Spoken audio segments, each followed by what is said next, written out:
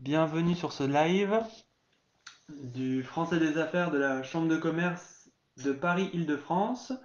On va attendre quelques minutes que tout le monde se connecte. Donc ce live aujourd'hui portera voilà, sur la préparation de l'épreuve d'expression orale du TEF. Je suis pour ma part Romain Deveau, chef de projet au sein du Français des Affaires, et je suis en compagnie d'Amandine Yogo, Bonjour à tous.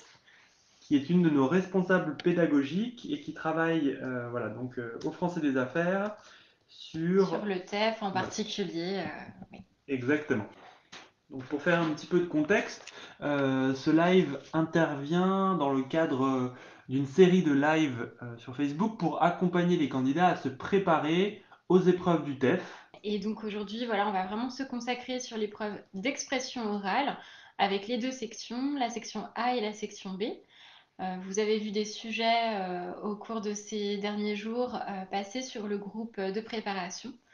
Donc on va les commenter ensemble et on vous donnera quelques conseils pour bien se préparer à cette épreuve. Tout à fait. Alors, je rappelle que vous pouvez également vous préparer à cette épreuve en allant sur notre site internet, le Français des Affaires, où vous trouverez des tutoriels qui sont vraiment dédiés à chaque épreuve du TEF.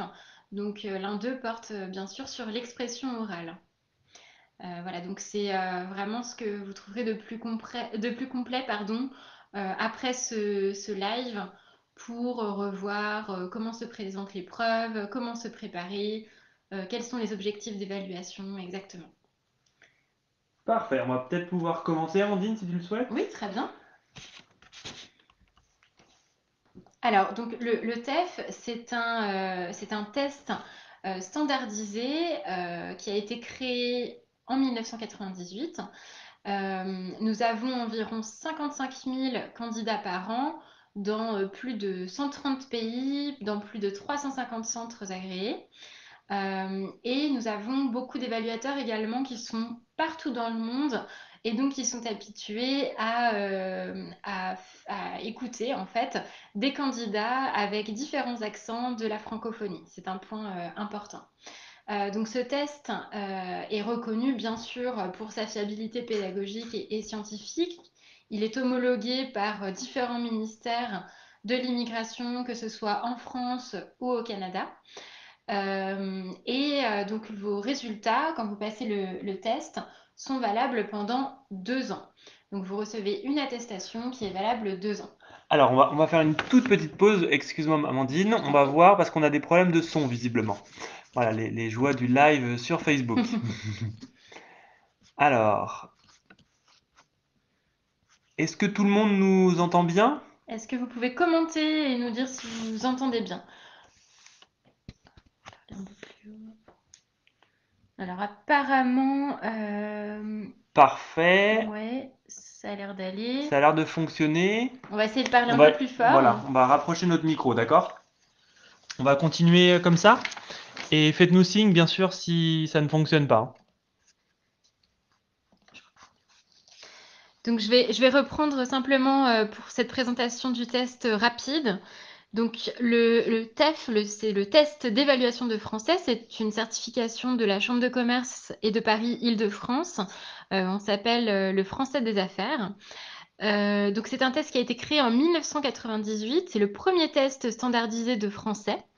On a un grand nombre de candidats chaque année, puisque voilà, on est à plus de 55 000 candidats par an, dans plus de 350 centres agréés, et tout cela dans plus de 130 pays. Donc ce test, il est évalué par des évaluateurs très nombreux et qui se trouvent partout dans le monde où le test est passé. Donc des évaluateurs qui sont habitués aux différents accents de la francophonie, à la fois voilà, aux accents québécois, d'Afrique francophone, de Belgique, du Luxembourg, etc. Donc c'est un test qui est vraiment reconnu pour sa fiabilité et pour donc fiabilité pédagogique et scientifique, bien sûr, qui est au format électronique uniquement. Je vois que nous n'avons pas actualisé cette diapositive. Donc je corrige. Ce test est au format électronique uniquement depuis le début de l'année 2021. Vous recevez une attestation dématérialisée dans un courriel et cette attestation est valable pendant 2 ans. Voilà, donc pendant 2 ans, vous pouvez faire valoir cette attestation auprès des différents, ministères. Parfait, merci beaucoup Amandine. Donc le TEF, il y a plusieurs versions, hein, du TEF qui existent. L'idée, c'est de faire certifier son niveau de français. Donc on a le TEF naturalisation qui permet d'obtenir la nationalité française. On a également le TEF pour la carte de résident, pour obtenir une carte de résidence longue durée en France. Et puis, très connu aussi, le TEF Canada, pour immigrer au Canada ou obtenir la nationalité canadienne. Le TEFAC, pour immigrer cette fois-ci au Québec et uniquement dans la province du Québec. Et enfin, il existe aussi le TEF Express, mais on n'en fera pas mention aujourd'hui, puisque le TEF Express ne contient que les épreuves de compréhension écrite et de compréhension orale, et il sert aux étudiants qui souhaitent intégrer une université au Canada. Donc aujourd'hui, on va vraiment vous parler donc, de l'épreuve d'expression orale dans les TEF Canada, le TEFAC, le TEF naturalisation, le TEF pour la carte de résident et aussi le TEF tout court. Alors, en ce qui concerne l'épreuve d'expression orale, les TEF Canada, TEFAC et le TEF plus classique contiennent 2 sections en expression orale. Une première section, la section A, qui dure 5 minutes, et une deuxième section, la section B, qui dure, elle, 10 minutes. Ces durées, elles sont vraiment respectées dans les centres d'examen, et donc vous ne pouvez pas, après 2 minutes par exemple, en section B, dire j'ai terminé. C'est vraiment important de respecter ces durées. D'accord, donc on ne peut pas faire de va-et-vient entre la question A, pardon, la section A et la section B. Non, pas du tout. On fait vraiment la section A, c'est à l'examinateur de vous dire quand c'est terminé. Et quand vous avez terminé la section A, eh bien, il vous donne le sujet pour la section B. D'accord. En revanche, pour le TEF naturalisation et pour le TEF pour la carte de résident, on a là une seule section et ça correspond à la section B. Donc c'est la section qui dure 10 minutes. Donc dans cette présentation, si vous êtes intéressé par un TEF naturalisation ou un TEF pour la carte de résident, vous pouvez voilà, passer rapidement sur la partie section A puisque vous ne l'aurez pas le jour de l'examen. Alors, on va commencer par regarder ensemble la section A, donc je répète, qui est présentée, qui est demandée plutôt, uniquement dans le TEF Canada et le TEFAC. Alors, toutes les activités de section A de l'épreuve d'expression orale consistent en la consigne suivante. Donc, vous avez lu une publicité ou une annonce pour une activité et vous téléphonez pour obtenir des renseignements. Donc, vous téléphonez à l'entreprise qui propose cette activité, par exemple.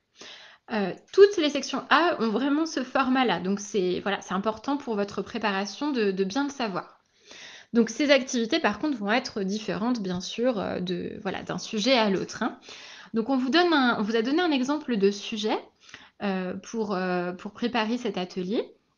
Donc, il s'agit d'un sujet donc de section A. Vous avez lu cette publicité et vous êtes intéressé. Vous téléphonez pour avoir plus d'informations. Donc c'est le sujet que l'examinateur donne au candidat lors de l'épreuve, c'est bien Tout ça, à fait, Amandine? c'est bien ça. Alors, je précise qu'il n'y a pas de préparation, c'est-à-dire que vous découvrez ce sujet avec l'examinateur, avec lui pendant à peu près 2 minutes. Vous allez découvrir ce sujet, le lire. L'examinateur va vous aider à comprendre le document, va vérifier que vous avez bien tout compris. Et quand c'est bon, vous allez commencer pour 5 minutes. Alors, vous voyez qu'il est écrit dans la consigne, poser une dizaine de questions. Ça va être vraiment important que vous posiez le plus de questions possible sur cette activité. Donc votre examinateur ou l'examinatrice va jouer le rôle de l'interlocuteur ou l'interlocutrice, c'est-à-dire que c'est la personne qui travaille ici à l'hôtel de glace à Chicoutimi. Vous voulez plus d'informations sur ce séjour dans un hôtel de glace à Chicoutimi, je précise qui est une ville du Québec, et vous appelez le numéro qui s'affiche sur la publicité pour avoir plus de renseignements. Donc il va falloir faire preuve d'un petit peu de créativité, Amandine, c'est ça? C'est ça, de créativité et en même temps, en général, les informations qu'on demande sont assez souvent, les mêmes. C'est-à-dire que voilà, faut vraiment s'imaginer qu'on est dans la vie réelle. D'accord, mais il n'y a aucune question de connaissance générale. Voilà, si on ne connaît Absolument pas pas. Chicoutimi, on peut tout à fait répondre à cette activité. Bien sûr, bien sûr. D'ailleurs, si on ne connaît pas Chicoutimi, ça peut être une des questions, proposées. Quelles activités je pourrais faire à Mhm, Chicoutimi? Voilà. d'accord.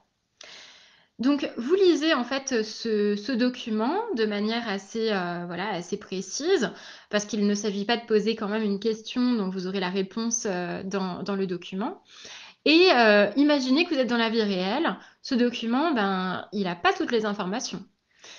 Donc vous allez appeler pour en savoir plus. Alors, Amandine, là, on a une question de Sarah en ligne. Mmh. Est-ce que là, l'objectif, c'est de poser un maximum de questions ou de poser des questions les plus pertinentes, même s'il y en a moins de 10? Non, bien sûr, en fait, on ne va pas compter le nombre de questions que vous allez poser, donc ça peut tout à fait être 8, 12, à la limite, effectivement, peu importe, tant que les questions sont pertinentes. Ce qu'on va vraiment, évaluer, c'est aussi l'interaction avec l'interlocuteur, c'est-à-dire, rebondir, faire référence à la réponse que vient de vous donner l'interlocuteur. Donc, il Il faut la faut cohérence c'est dans le ça, dialogue, dans c'est ça. l'échange. D'accord. Il s'agit pas de changer de sujet à chaque question, mais plutôt d'avoir une conversation la plus naturelle possible, comme on aurait dans la vie de tous les jours. D'accord. On espère que ça répond à votre question, Sarah. N'hésitez pas à nous poser des questions, bien sûr, si vous en avez tout au long du live, hein. Alors, on va passer à présent à quelques conseils pratiques pour bien réussir cette section A. Alors, 1er conseil, ce que j'ai dit juste auparavant, imaginez que cette situation est réelle. Vous êtes intéressé par cette activité, par ce séjour, mais la publicité en dit très peu, donc vous avez besoin d'en savoir plus avant de réserver. Et bien sûr, faites préciser les réponses de l'examinateur. L'examinateur, son objectif, c'est de vous faire parler, c'est pas de parler lui. C'est-à-dire qu'il va vous donner des réponses qui ne seront pas toujours très précises, très détaillées. Si vous lui demandez les prix, il va vous dire, par exemple, ben, ça dépend des chambres. Ah, alors par exemple, pour une chambre double, quel est le prix d'une chambre double? Voilà. Donc il faudra vraiment faire préciser les réponses de l'examinateur pour en savoir plus. Autre conseil, préparez-vous à des imprévus. Par exemple, l'examinateur peut vous dire, alors là par contre, on est complet pour cet hôtel, donc pour le week-end à venir, donc il faudra venir un autre week-end. Voilà, montrez du coup que vous savez vous adapter à des situations inattendues, comme vous allez les rencontrer lorsque vous vivrez en France ou au Canada.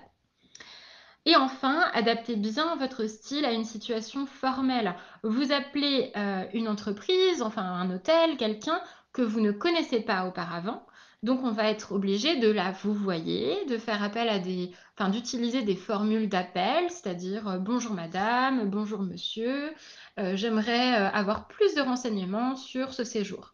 Donc, adaptez vraiment votre style pour montrer eh bien, que vous avez compris la consigne et que vous avez compris le type d'échange qu'on attend de vous. Parfait, merci beaucoup, Amandine. N'hésitez pas, hein, bien sûr, si vous avez des questions, on y répond tout de suite. Alors, je continue dans les conseils, mais cette fois-ci, pas des conseils pratiques, mais des conseils linguistiques pour vous aider un peu à réviser des règles de grammaire, par exemple, ou de vocabulaire du français qui vous aideront spécifiquement pour cette section A. Donc, je vous conseille de réviser les formes interrogatives, c'est-à-dire, par exemple, les questions avec est-ce que, les questions avec inversion sujet-verbe. Par exemple, pensez-vous qu'il va faire froid le week-end prochain à Chicoutimi? Ou bien, est-ce que vous pensez qu'il va faire froid le week-end prochain à Chicoutimi? Révisez aussi les mots interrogatifs, quand, quel, comment, pourquoi, etc. Et révisez bien, pardon, le vocabulaire des tarifs, des durées, des lieux. En vous donnant un peu ces indications-là, vous savez que dans la plupart des situations, vous pourrez poser des questions sur les tarifs, sur les horaires et sur les Bien sûr. durées. Et donc, pendant l'épreuve, Farah nous demande, est-ce que le candidat a le droit de prendre des notes? Alors non, le candidat ne peut pas prendre des notes pendant cette épreuve. Il n'y a pas de préparation possible Mhm. en expression orale. simplement, vous découvrez le sujet et ce qu'on veut, c'est que ce soit naturel. Vous ne préparez pas la situation. Dans la vraie vie, vous ne préparez pas vos questions avant d'appeler l'hôtel, en fait, hein. Ça va se faire naturellement. Bien sûr, d'accord. Donc le candidat reçoit l'épreuve, il la lit et ensuite euh, ça commence avec C'est ça, le... c'est ça. D'accord. Alors, avant que ça commence, bien sûr, l'examinateur est gentil et va vérifier que vous avez bien tout compris. Voilà. D'accord, très bien. Et est-ce qu'il est possible d'utiliser des phrases affirmatives avant de poser des questions? Oui, bien sûr, il n'y a pas de règle là-dessus. D'accord. Vous pouvez raconter un petit peu ce qui, voilà, ce qui Pourquoi vous vous arrive, pourquoi appelez? vous appelez, bien D'accord. sûr, comme dans la vraie vie. Mais donc du coup, là, l'objectif de cette activité, ce sera ces questions interrogatives. Bien sûr, voilà, c'est D'accord, ça, tout à d'accord. fait. Alors, bah, justement, vous posez des questions qui sont intéressantes. Je vous propose qu'on écoute un exemple d'une production d'une candidate qui aurait eu, je vous le dis un peu avant, qui aurait eu un niveau à peu près B2 à cette épreuve d'expression orale du TEF. Donc ça n'est pas du tout une production parfaite d'un candidat natif français. C'est une candidate qui apprend le français, donc qui fait des erreurs. Mais voilà ce qu'une production de niveau B2, à quoi ça ressemble. Donc on reste sur cet exemple Tout d'épreuve à avec fait. l'hôtel de Chicoutimi, c'est Tout à ça? fait. C'est un exemple d'une passation sur cet hôtel de Chicoutimi. Alors, je précise que c'est un extrait, hein. On ne va pas écouter la totalité de cette épreuve. Normalement, elle dure 5 minutes. Là, je vais vous faire écouter à peu près 3 minutes. D'accord.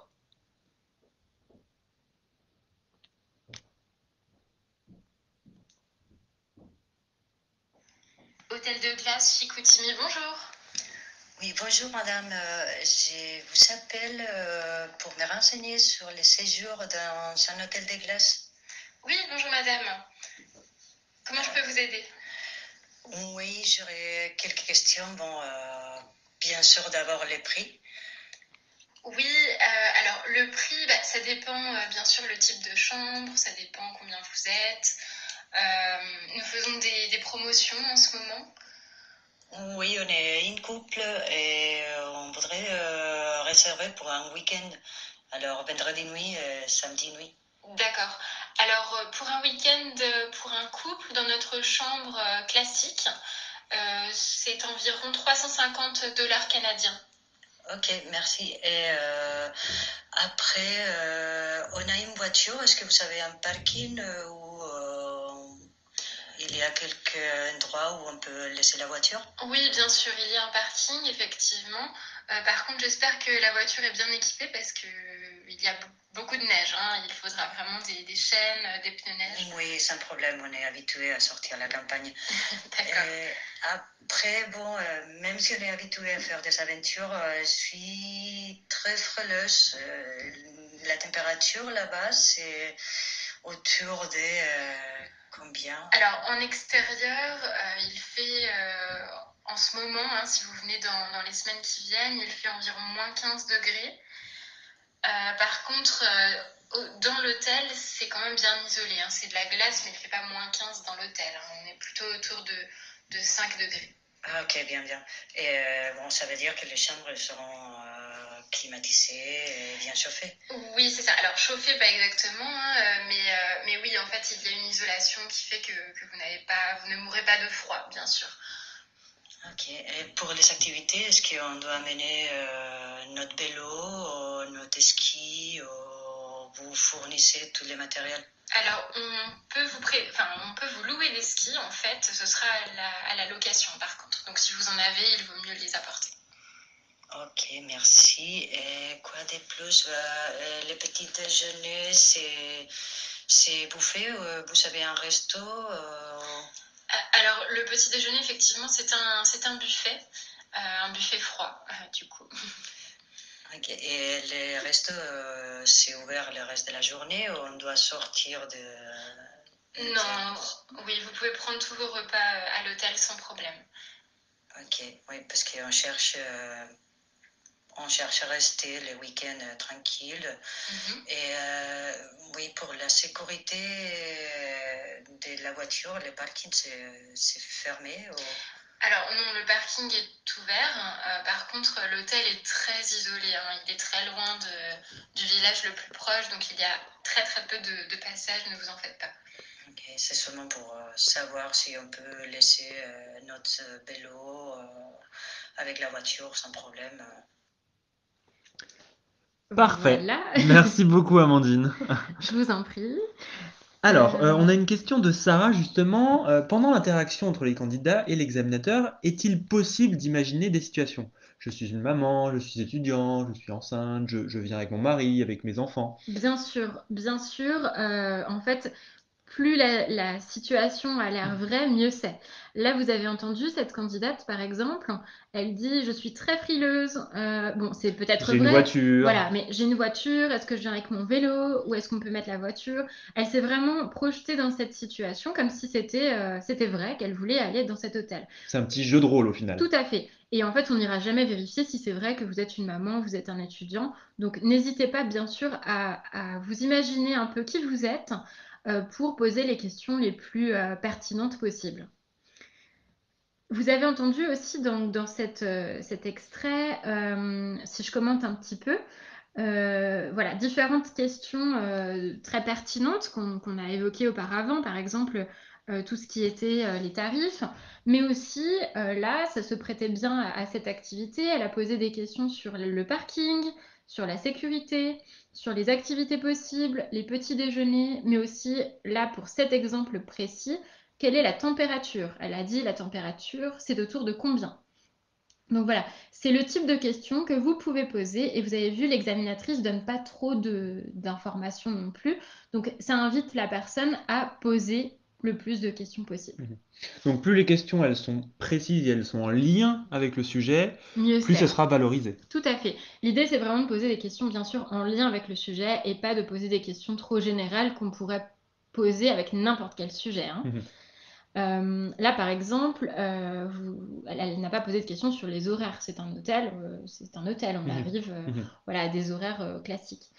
Et vous avez entendu aussi, donc au niveau de la langue, bien sûr, il y avait des choses qui n'allaient pas et qui n'étaient pas parfaites. Mais au niveau de l'introduction, elle a vraiment dit qu'elle était tombée sur cette publicité, qu'elle était intéressée. Donc, elle a mis la situation un peu en contexte. Si je devais faire un peu un commentaire pour conseiller à cette candidate voilà, de s'améliorer pour mieux réussir l'activité, je lui dirais de varier un peu plus le type de questions à poser. Elle a posé beaucoup de questions avec est-ce que. Parfois, elle insinuait un peu la question. Je lui dirais voilà, de poser des questions sous des formes un peu plus variées en utilisant plus de mots interrogatifs. Voilà. D'accord, très bien. Merci beaucoup Amandine. Je t'en prie. Alors on peut passer à la section B, c'est ça? Tout à fait. Mais cette fois-ci, je rappelle qu'elle est bien passée, elle est bien demandée dans tous les types de TEF qui existent, sauf le TEF Express, la petite parenthèse du début. Donc cette section B, elle va durer 10 minutes. Vous allez voir que 10 minutes, ça peut être un petit peu long. Mais l'examinateur est vraiment là pour vous aider à réaliser cette activité et à vraiment tenir les 10 minutes. Alors, à chaque fois, dans toutes les sections B, la situation est la suivante. Vous avez lu une publicité ou une annonce, à nouveau pour une activité. C'est un peu le même type de document qu'en section A, hein, c'est pas très différent. Par contre, ce qui va être très différent ici, c'est que vous allez parler, vous allez en discuter en fait avec un ami ou une amie qui va être joué par l'examinateur ou l'examinatrice, et vous allez essayer de convaincre votre ami d'y participer. C'est-à-dire que votre ami n'aura pas forcément très envie de faire cette activité. Vous allez vraiment devoir trouver tous les arguments pour qu'il ait, à la fin de cette discussion, envie de faire cette activité. Donc là c'est une activité d'argumentation et plus de questions. Tout à fait. Donc si je comprends bien là Amandine, cette activité, cette section B, c'est pour tous les types de TEF, Tout à fait. contrairement à la section A. Tout à fait. C'est pour tous les types de TEF. Donc, si vous passez un TEF naturalisation ou un TEF pour la carte de résident, en épreuve d'expression orale, vous n'aurez que cette activité. D'accord. Alors là, l'exemple sur lequel on va se pencher, vous l'avez vu publié sur le groupe cette semaine ou la semaine dernière. Donc, vous avez lu cette publicité pour un site internet. Vous en parlez à un ami qui a besoin d'apprendre une langue étrangère. Présentez-lui ce document et essayez de le ou la convaincre de prendre des cours par Internet. Donc là, on voit bien deux consignes. Oui, Tout d'abord, présenter le document, et ensuite, la partie argumentation pour convaincre l'ami, c'est ça? oui, c'est une très bonne remarque parce qu'on attend vraiment que vous présentiez ce document à votre ami. On imagine que votre ami, lui, ne l'a pas vu cette annonce. Vous allez commencer en disant, bah, je suis tombée sur une publicité et j'ai pensé à toi. Et alors voilà ce que ça dit. Et vous expliquez un petit peu ce document. Donc il ne s'agit pas du tout de relire le document, hein, le document que vous avez sous les yeux. Vous n'allez pas en faire une lecture à voix haute, c'est pas du tout ce qu'on attend, mais plutôt que vous reformuliez comme vous le ferez avec n'importe qui en Mhm. fait, hein, D'accord, ouais. Donc pas supposer que la personne voit le c'est document, ça, mais contextualiser un petit peu. Je l'ai trouvé dans la rue, ou tout on me à l'a fait. donné en sortant du métro, ce genre de choses. Exactement, c'est ça. Ou D'accord. je l'ai trouvé sur Internet, Mhm, pourquoi bien pas sûr, oui, oui. aussi, voilà. Donc là aussi, tout est possible, on peut imaginer, on peut créer. C'est ça, tout à fait. Alors là, vous avez donc bon, ce document, vous avez déjà dû le lire, je n'y reviens pas, mais voilà, globalement, c'est une annonce pour prendre des cours de langue. Différentes langues sont possibles, l'anglais, l'espagnol, l'arabe, le chinois, etc. Mais des cours de langue en ligne. Donc c'est un sujet en plus vraiment dans l'air du temps dans cette période de Covid. Et qu'est-ce qu'on attend des arguments, justement? Donc il y a Najwa qui nous demande, est-ce que les arguments doivent être forts ou non? Est-ce que on doit avoir des arguments très convaincants? Est-ce qu'à la fin, l'examinateur qui joue le rôle de l'ami doit être convaincu? Oui, l'objectif, c'est quand même que l'examinateur soit convaincu, mais vous allez voir que c'est pas si facile. L'examinateur, lui, son rôle, c'est de ne pas être d'accord avec vous au début. Donc, il va vous donner ce qu'on appelle des contre-arguments. Il va vous dire pourquoi il n'est pas d'accord. Donc, il aura des arguments très précis, lui aussi, de son côté, et vous devrez répondre à ces arguments avec les vôtres. Donc, en ce qui concerne, voilà, est-ce que les arguments doivent être très forts ou non? Eh bien, je dirais qu'ils doivent être de plus en plus forts. Mais je vais vous parler tout de suite je vais vous donner tout de suite des conseils un peu plus précis. Des conseils donc pratiques pour commencer. Mettez-vous à la place de votre interlocuteur. C'est-à-dire, imaginez qu'il ne connaît pas le sujet que vous lui présentez. Et ça vous aidera à réussir la présentation du document. Donc vraiment faire en sorte que voilà, il ne sait pas de quoi il vous parle. D'ailleurs, si vous ne présentez pas bien le document, votre examinateur va vous le dire, vous dire attends, je comprends pas du tout de quoi tu me parles. Explique-moi s'il te plaît, voilà, c'est quoi cette annonce? Également, ce que je disais juste avant, gardez en tête que votre ami, il ne sera pas facile à convaincre.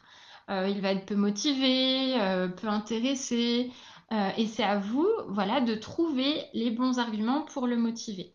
Mais surtout, ne soyez pas déstabilisés, hein. L'examinateur, c'est son rôle, il doit ne pas être d'accord avec vous au début, en tout cas. Donc là, il faut s'y préparer, bien sûr, en Oui. amont, en préparant l'épreuve. Donc là, on parlera bien sûr des outils pour la préparation par la suite, les tutoriels, les exemples d'épreuves. Là, regarder les tutoriels et l'exemple d'épreuve, ça peut préparer justement à ces tentatives de déstabilisation de l'examinateur.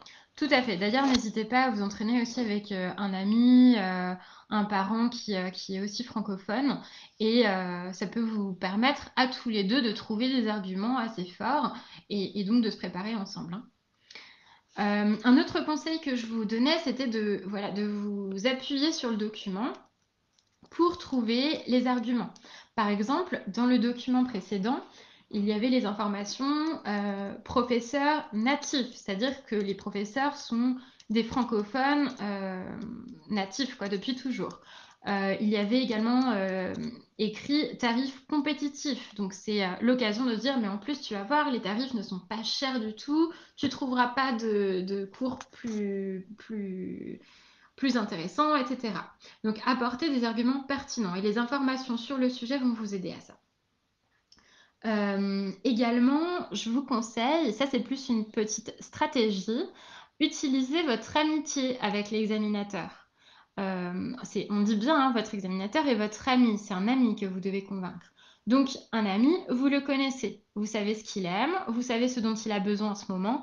Et tu m'as dit que tu voulais prendre des cours d'anglais parce que tu en as besoin pour ton nouveau travail. Regarde ce que j'ai trouvé. Voilà. Et donc, utilisez ça, ça va vous permettre d'utiliser des arguments très forts. Si votre ami vous dit non mais j'ai pas trop le temps en ce moment, bah je croyais que au travail en ce moment t'étais pas trop débordé. En plus avec le Covid on peut pas beaucoup sortir. Bah si tu as du temps. Oui bon c'est vrai. Voilà.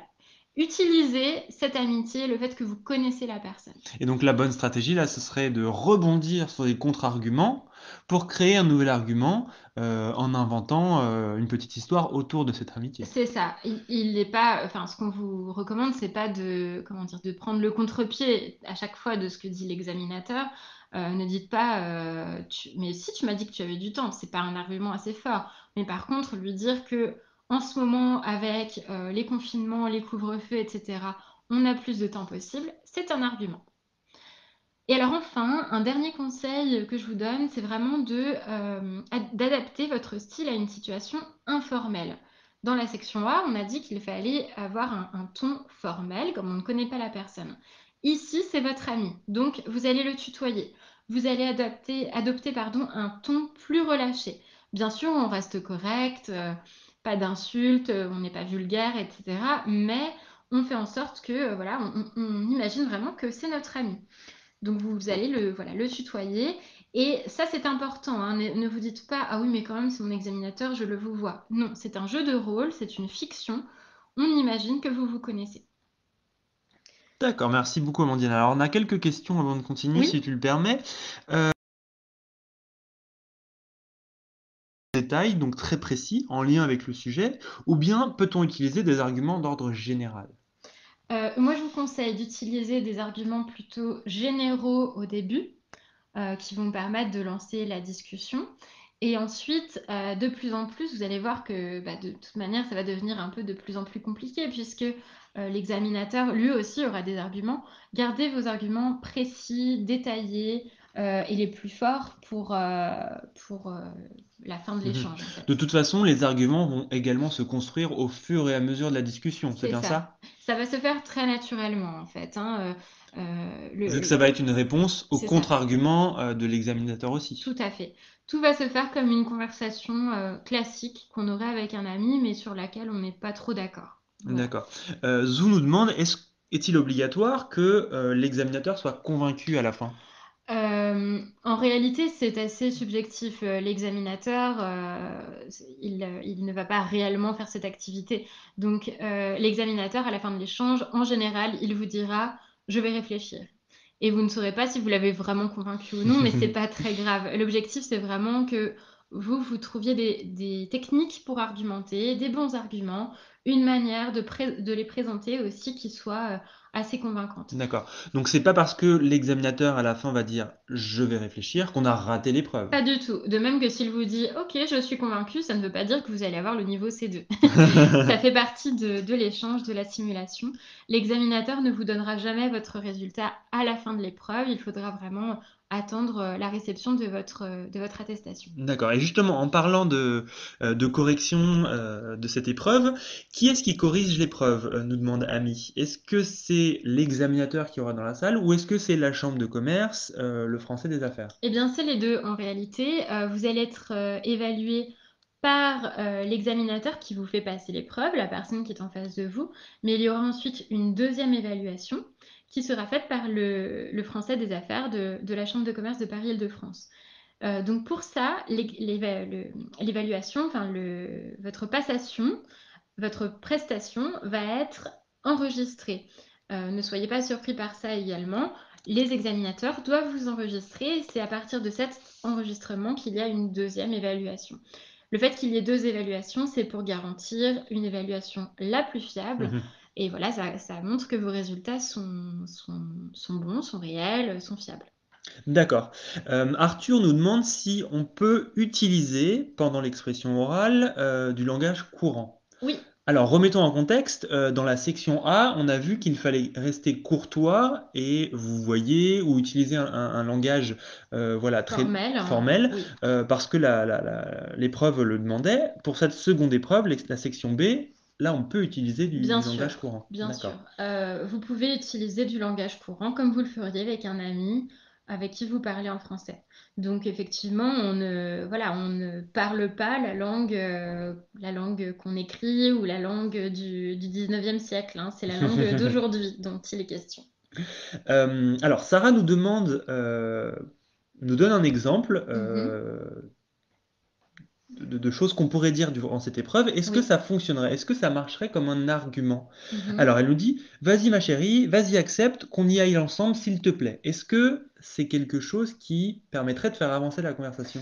Pas tellement en fait, hein. Ce n'est pas vraiment L'idée, un argument en c'est fin de ça. compte. L'idée, ce n'est pas de dire allez, vas-y, s'il te plaît, accepte, parce que là, vous n'indiquez pas pourquoi votre ami devrait accepter. Peut-être qu'il y a un début d'argument dans pour qu'on y aille ensemble. C'est ça. L'argument pourrait être, allez, si tu hésites à prendre ces cours en ligne, moi je veux bien en prendre avec toi. Et comme ça, si on les prend ensemble, on pourra échanger, on pourra se motiver. Et ça, c'est un vrai argument, par Voilà. contre. Ou vas-y, on le fait ensemble parce que ça fait longtemps qu'on n'a rien fait ensemble. Ou on a peu Exactement. de temps, profitons pour faire quelque chose ensemble. Exactement. Voilà. Voilà, c'est ça. Alors, une autre question de Sarah. Mhm. Qu'est-ce que vous conseillez pour clôturer la conversation? Faut-il clôturer la conversation? Alors non, en réalité, ce n'est pas à vous de clôturer cette conversation. C'est à l'examinateur ou l'examinatrice d'arrêter. En général, vous allez quand même sentir quand c'est la fin parce qu'il va vous dire, bon, ben écoute, je ne sais pas trop, je vais encore prendre le temps de réfléchir. Peut-être que je vais appeler le site internet. Enfin, je vais appeler le numéro sur Mhm. l'annonce pour en savoir plus et puis je reviendrai vers toi. Voilà, il risque de terminer plutôt comme ça en laissant un peu de Le doute, flou, ouais. et c'est normal. D'accord. Alors, une autre question de Sarah. Comment doit-on se comporter devant une objection déstabilisante? Qu'est-ce que le candidat peut faire lorsque l'examinateur va contrer son argument, va essayer de le déstabiliser? Alors, est-ce que c'est vraiment une déstabilisation? Non, normalement, l'examinateur ne va pas vous déstabiliser. Il va certainement vous poser des questions, enfin, vous donner des arguments un peu forts et de plus en plus. Cela dit, l'idée, ça n'est pas du tout de vous déstabiliser. Vous allez, je dirais, faites comme si c'était une vraie situation. Ne soyez pas perturbé par le fait que c'est un examinateur, etc. Mhm. Essayez d'oublier ça et plutôt de vous-même, C'est un s'il peu est du tout théâtre, au montre, final. exactement.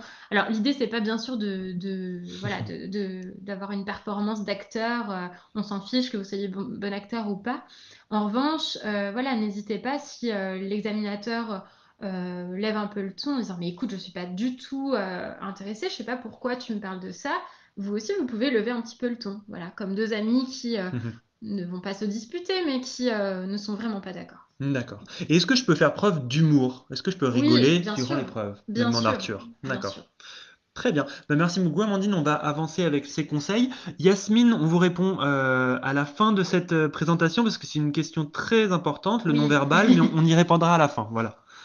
Alors, je termine juste pour la section B sur des petits conseils linguistiques, ce que vous pouvez réviser pour préparer cette section B. Donc, je vous conseille de revoir le subjonctif et les temps du futur parce que vous allez demander à votre ami de se projeter. Mais si tu verras, grâce à ces cours en ligne, tu vas progresser, etc. Donc, les temps du futur, le subjonctif. Euh, je vous conseille aussi d'utiliser des connecteurs logiques. Par exemple, l'expression de la conséquence.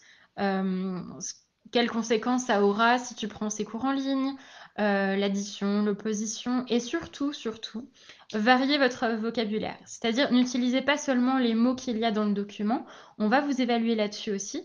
Donc, essayez voilà, de montrer un peu le vocabulaire que vous Mhm. connaissez, mais bien sûr, en lien avec cette situation et avec le document, mais aussi avec la situation amicale. Et enfin, n'employez que des mots dont vous connaissez bien le sens. L'objectif, c'est pas de dire des mots savants comme ça pour donner l'impression qu'on en sait beaucoup. L'idée, c'est que tous les mots que vous utilisez, vous les utilisez correctement. Alors, Devalcine nous pose une question. Si Mhm, vous pensez que vous avez donné tous les arguments dans le temps imparti et que l'épreuve n'est pas finie, par exemple, mhm. qu'est-ce qu'il se passe? Est-ce qu'il faut donner d'autres arguments? Que faut-il faire? En fait, ne pensez jamais que vous avez terminé l'épreuve tant que l'examinateur ne vous le fait pas comprendre. il faudra vraiment aller au bout des 10 minutes. Nous avons besoin que vous réalisiez cet échange en 10 minutes pour pouvoir vous évaluer correctement. C'est pas une question, c'est pas à l'examinateur de dire c'est bon, j'en ai assez entendu. C'est vraiment important de respecter cette procédure. Donc vous, imaginez que vous êtes avec un ami dans un café, vous n'allez pas partir comme ça quand vous ne vous êtes pas mis d'accord, en gros. Donc l'idée, c'est vraiment de continuer et tant que la personne ne vous dit pas, bah, écoute, désolé, j'ai un rendez-vous, j'y vais, vous continuez à essayer de le convaincre. D'accord. Alors Arthur nous demande, donc en réaction au conseil linguistique que Mhm. tu as proposé, est-ce que c'est avantageux du coup d'utiliser le subjonctif, le conditionnel et les autres temps? Oui, tout à fait. En fait, plus vous allez utiliser des temps, des structures un petit peu complexes, plus ça va nous permettre de voir ce que vous savez faire, comment vous savez parler en français. Et donc, ça va nous permettre de vraiment déterminer quel est votre niveau. Voilà. D'accord. Marie nous demande, est-ce que en présentant le contenu de l'annonce Mhm. à l'examinateur, est-ce qu'on peut lire le document? Non, vous ne lisez pas le document mot à mot. Vous pouvez en relire un petit extrait, mais l'idée, c'est plutôt de reformuler et de raconter naturellement à votre examinateur. On Bien sûr, imagine, s'il y a des informations dedans, on peut bien reprendre ces sûr, oui, informations. oui, l'idée, c'est de reprendre ces informations. Mais si vous êtes dans un café avec un ami et que vous lui parlez de cette annonce que vous avez vue la veille, vous n'allez pas lire le document. Vous allez en parler naturellement. D'accord. Alors, on reviendra un tout petit peu après sur la question de Ikalf et de Yasmine, donc la question concernant la préparation et le non-verbal. Voilà, là, on va tout de suite écouter une... Un autre extrait voilà. voilà, de la même candidate qui cette fois-ci va réaliser la section B. Alors, je précise juste avant de commencer, on ne va pas écouter les 10 minutes, ce serait trop long, donc c'est simplement un extrait de 5 minutes. Salut Laura, comment ça va? Oui, ça va. Écoute, je t'appelle parce que mon ami Rémi, il vient d'être embauché pour être prof d'enseignement super endroit. Et bon, il m'a parlé de ses collègues et j'ai pensé à toi.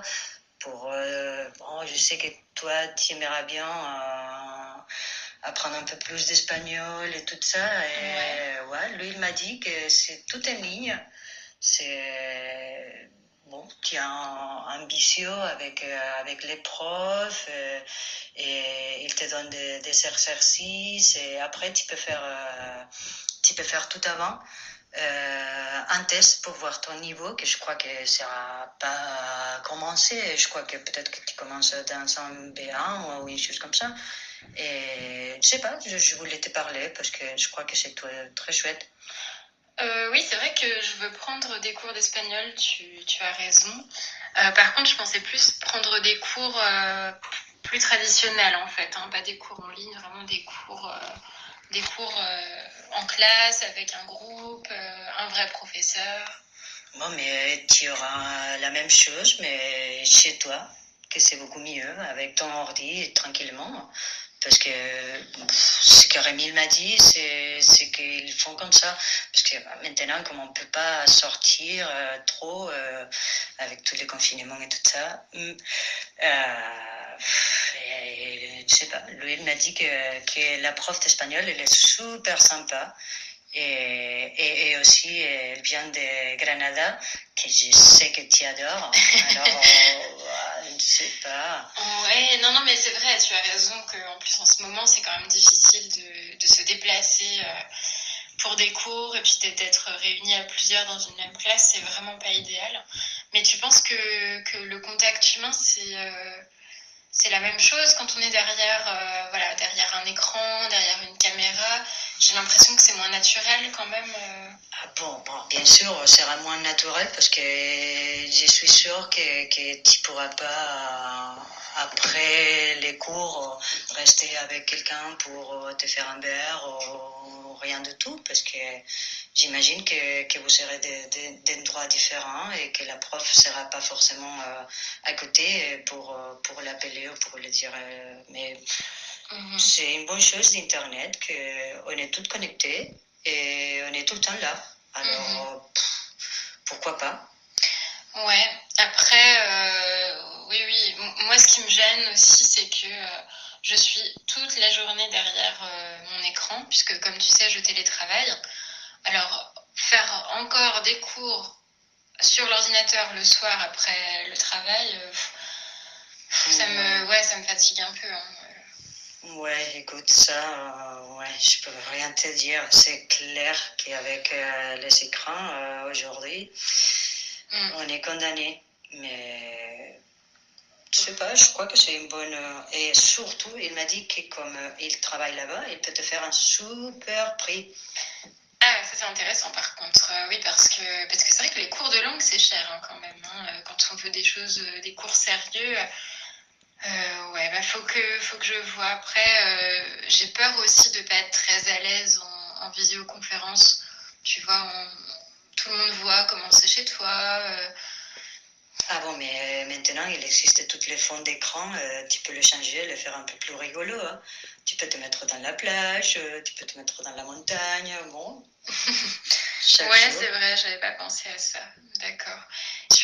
On suit facilement sa progression parce que moi, je voulais vraiment des cours avec régulièrement des informations sur mon niveau, mes progrès, puis qu'il y ait un suivi, quoi, avec un prof en particulier qui s'occupe de moi. Ah, mais ouais, ça, c'est une chose qu'il m'a parlé, que c'est que si par exemple, tu travailles beaucoup plus rapide qu'une autre personne, tu n'as pas à rester dans un cours. Tu peux changer pendant. Tu achètes 10 cours, tu achètes un an sur les plateformes. Et après, c'est selon tes objectifs et selon comme tu avances, tu peux changer de niveau. D'accord. Bon, c'est vrai que c'est pas mal. Faut quand même que je réfléchisse parce que j'ai peur de pas arriver à me concentrer chez moi. Bon, après, écoute, tu sais que Rémi, il habitait ici à côté. Et si tu as quelques doutes ou tu veux savoir un peu plus comment ça marche, on peut se voir et parler.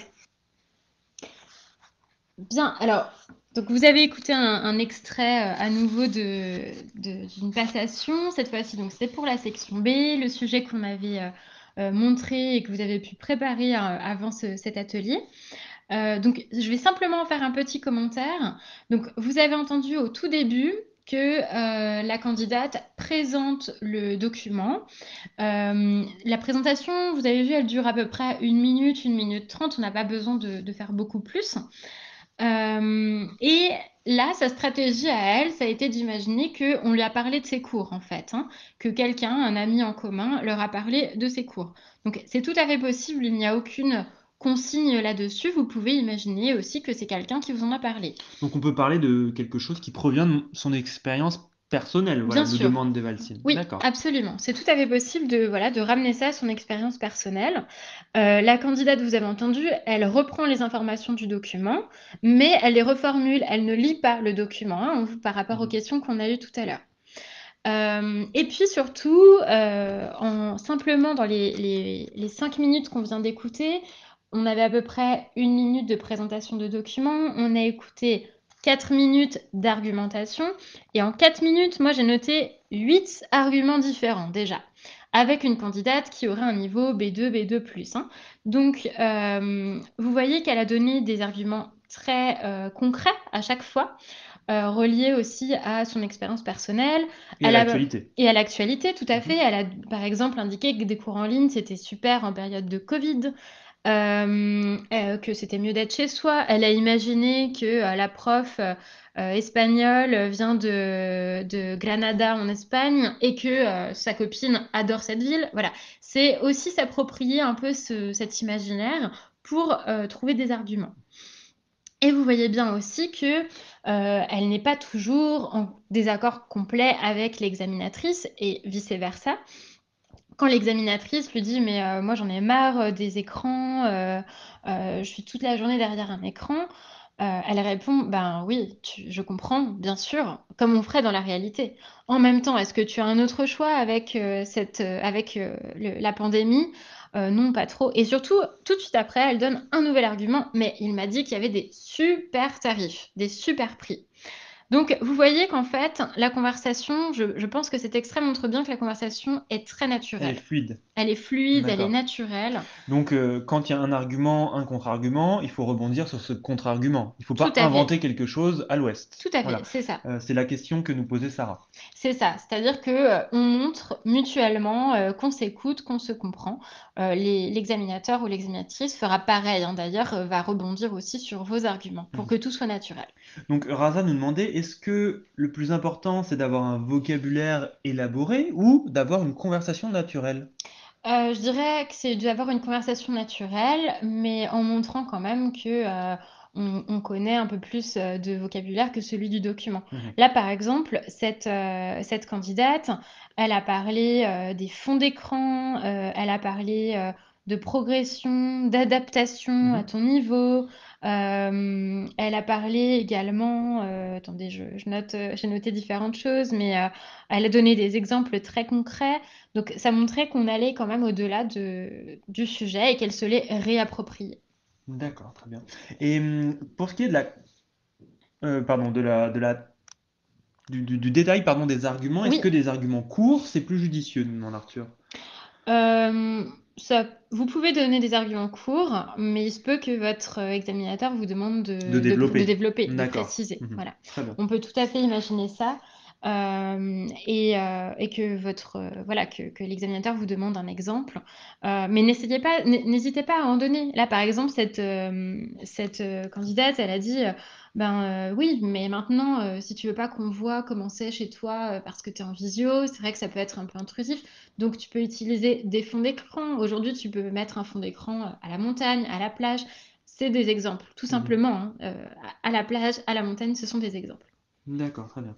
Là, pour rappel, c'était une candidate de niveau 2, B2 avancé ou faible? Alors, cette candidate, on l'aurait évaluée, je pense, à l'oral B2, B2+.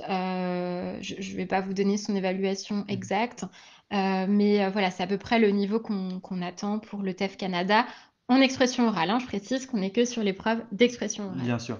Et donc, Farah nous demande, est-ce que l'accent de la candidate est un problème? Eh bien, l'accent de la candidate n'est pas un problème, quand c'est compréhensible. Tous les candidats ont des accents, de tous les pays d'ailleurs. Par contre, là où ça pourrait être un problème, c'est si, on ne la comprend pas ou bien s'il y a des mots qu'elle prononce mal. Par exemple, Mhm. dans la section A, elle n'a pas dit: «Je suis frileuse», mais «Je suis frêleuse». Là, c'est une erreur. Voilà. Quand elle prononce un petit peu avec son accent, d'autres mots, ça n'est pas grave. D'accord. Sarah nous demande, est-ce qu'on encourage les monologues ou alors le discours? En fait, ça va se faire naturellement, c'est-à-dire que quand vous allez développer un argument, au bout d'un moment, l'examinateur va rebondir. Donc c'est bien un dialogue, hein, il n'y a pas de monologue. D'accord, ouais. Donc il faut laisser la place à l'examinateur. Tout à fait. Voilà. D'accord. Alors, si vous voulez bien, je vais vous montrer à présent, les critères d'évaluation. Je vais vous montrer un petit peu ce qu'on va évaluer, dans cette épreuve d'expression orale. D'accord. On met de côté bien évidemment toutes vos questions. On y Oui, répond au fil de l'eau en fonction de ce qui est montré à l'écran c'est et de ça. la présentation d'Amandine. Voilà, on n'en laissera pas de côté. On sait qu'on n'a pas répondu à certaines questions plus haut dans le fil de conversation, mais vous inquiétez pas, on y revient par la suite, hein. C'est ça, on avance progressivement. Alors, au niveau des critères de l'évaluation, bah, déjà, on va regarder, on va évaluer la qualité des échanges, l'efficacité de l'argumentation. Je précise que ces critères d'évaluation, maintenant, ça va être pour la section A et la section B, hein. J'ai terminé avec la section B pour le moment. Donc on va se demander pour la section A, par exemple, si, les questions étaient appropriées, si, le questionnement, de manière générale, était complet, si on a vraiment fait le tour, de toutes les questions qu'on aurait pu poser sur le document. Pour ce qui est des arguments, cette fois-ci en section B, on va se demander si elles étaient développées, variées. Donc c'est là que donner un tout petit argument très court, c'est pas très judicieux. Et s'ils sont variés. Si vous répétez pendant 10 minutes le même argument, par exemple, mais si tu verras, c'est génial, c'est mieux de faire le cours à la maison, ça n'est pas suffisant. Ils doivent être variés, vos arguments. Les idées, est-ce que les idées sont défendues de manière déterminée? C'est-à-dire, est-ce qu'on a l'impression que vous croyez vous-même à ces arguments? Et puis, est-ce que la conversation est riche et animée? Et c'est là qu'on parle depuis le début de naturel, de fluidité. On doit avoir l'impression que la conversation est vraiment entre deux amis. L'une apprend le français et l'autre est française ou francophone native. Alors, on regarde maintenant la deuxième partie des critères d'évaluation. Cette fois-ci, ça va plutôt être est-ce que vous maîtrisez la langue orale? C'est-à-dire, est-ce que votre vocabulaire est précis et adéquat? Adéquat, c'est-à-dire est-ce que les mots sont bien utilisés?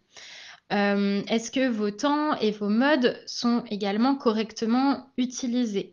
Est-ce que vous avez utilisé des structures variées? Tout à l'heure, l'un d'entre vous demandait si c'était valorisé d'utiliser les temps du subjonctif, des temps variés. Oui, c'est très valorisé et si vous savez bien les utiliser, n'hésitez pas. Est-ce que la prononciation est maîtrisée?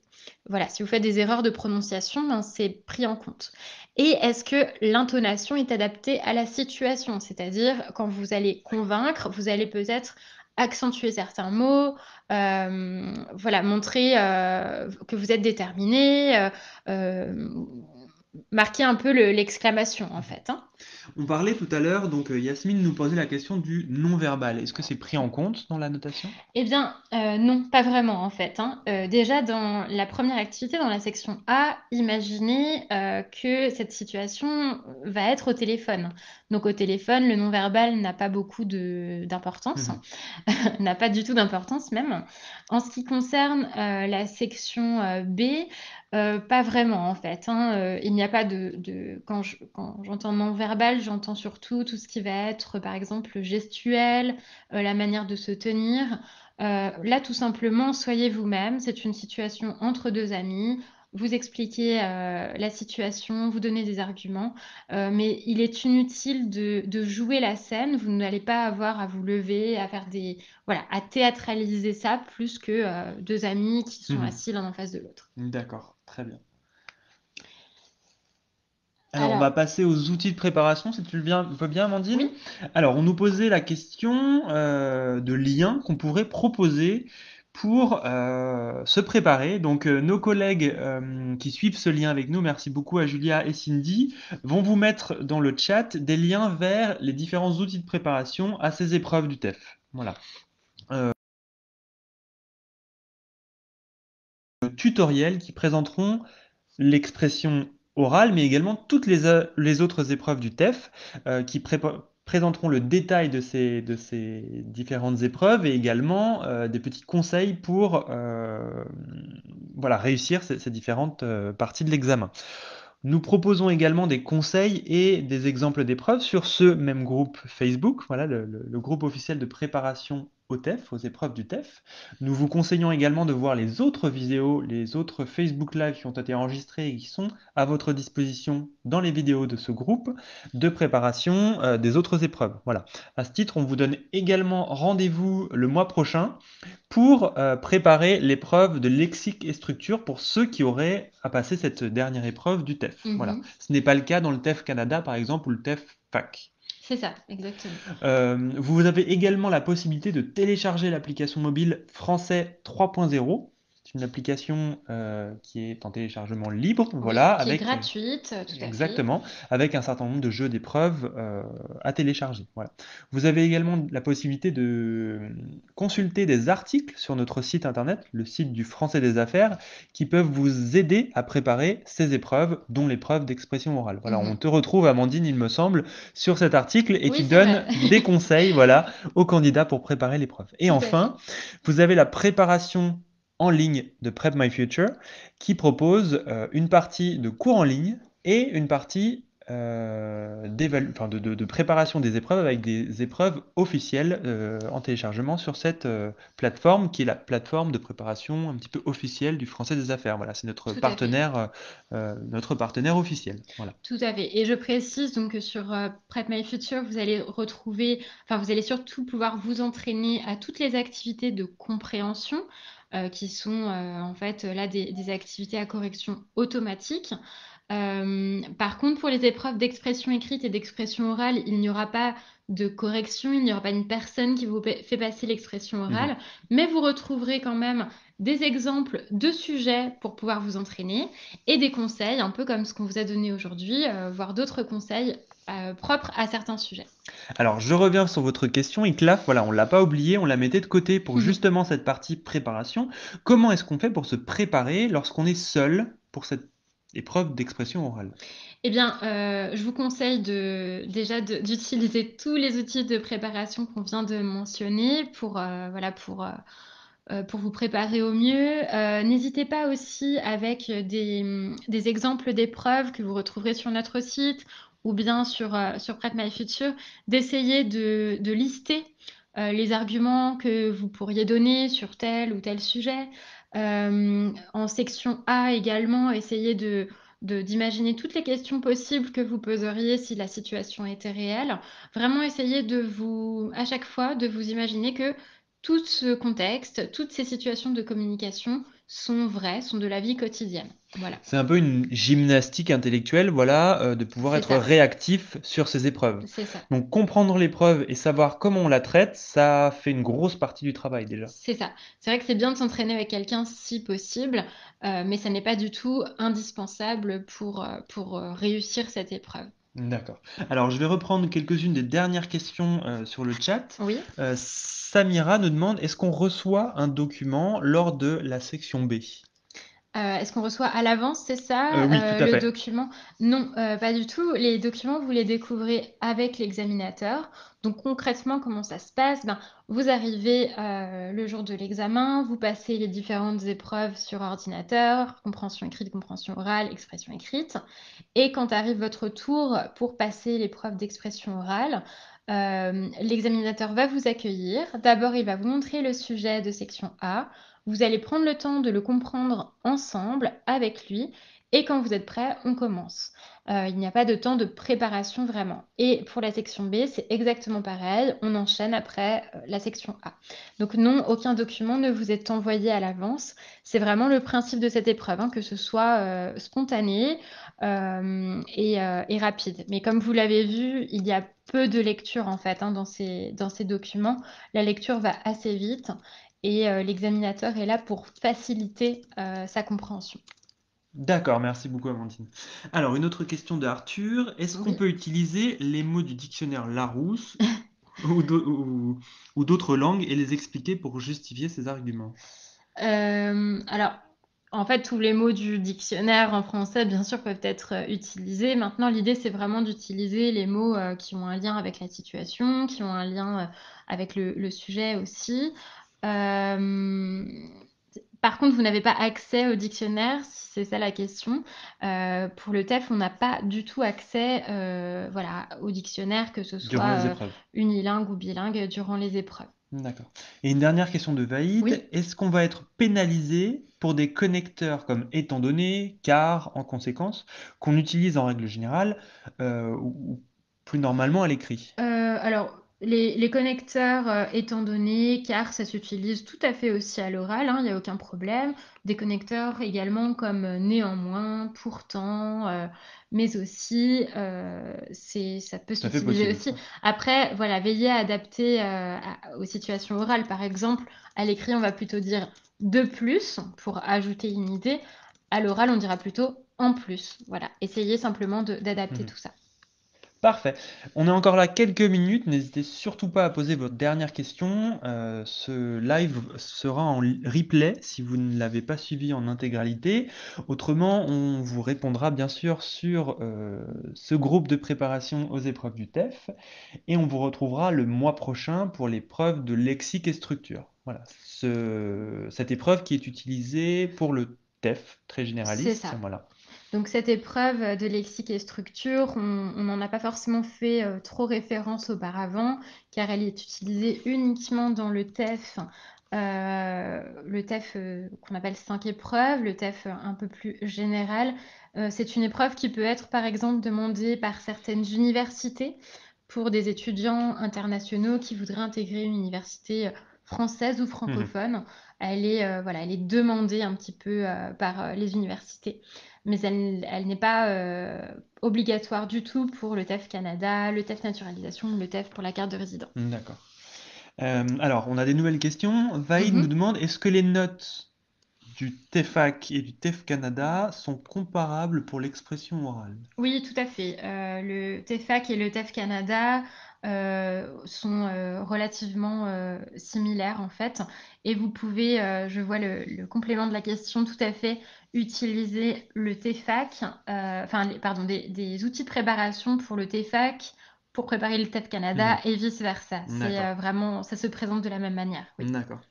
Et Devalcine nous demande combien de catégories, donc combien de thèmes, de domaines sont abordés dans les sections A et B. Est-ce qu'il y a plusieurs domaines ou est-ce qu'on retrouve exactement les mêmes domaines, Non. l'hôtel et voilà. Non, il y a énormément de domaines, je ne peux pas vous dire exactement combien, mais il y a oui, plus de 500 sujets différents avec des domaines relativement variés, mais ce sont toujours des domaines vraiment de la vie quotidienne qui ne demandent aucune connaissance de culture générale.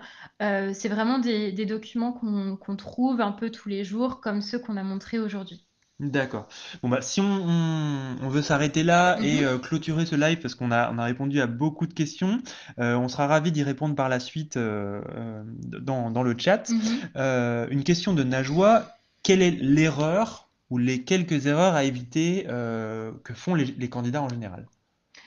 Eh bien, je dirais peut-être confondre un petit peu les situations de communication, c'est-à-dire en section A, ce serait d'avoir une langue un peu trop familière avec l'entreprise qu'on appelle pour avoir des informations, bien rester dans un registre formel. Et dans la section B, à l'inverse, ce serait d'avoir un ton beaucoup trop formel, vous voyez, être voilà, dans une situation qui ne colle pas à celle qui vous est donnée. D'accord, donc coller à la situation, rendre le discours le plus naturel possible, C'est ça. c'est l'important. Et justement, quand on nous donne, quand l'examinateur donne au candidat Le le sujet, ouais. combien de temps est-ce qu'ils ont pour Euh, comprendre, assimiler et réagir? En réalité, vous allez lire le document avec l'examinateur. C'est pas, on ne vous laisse pas un petit temps pour lire le document. Vous allez le lire ensemble, une ou deux fois, et il va vérifier que tout est compris avant de commencer. Voilà. D'accord, d'accord. Donc Donc ça si c'est pas prend une compris, minute ou deux. Et si ça n'est pas compris, oui, il va réexpliquer. C'est d'accord, ça. très bien, parfait. Ben, merci beaucoup, Amandine. Merci à toi, Romain. Merci beaucoup à toutes et tous de nous avoir suivis durant ce Facebook Live. N'hésitez surtout pas à nous poser d'autres questions si vous en avez sur ce groupe. Et on vous retrouve avec beaucoup de plaisir le mois prochain pour l'épreuve de lexique et structure. Voilà. Très bonne fin de journée. À bientôt. Au revoir. Au revoir.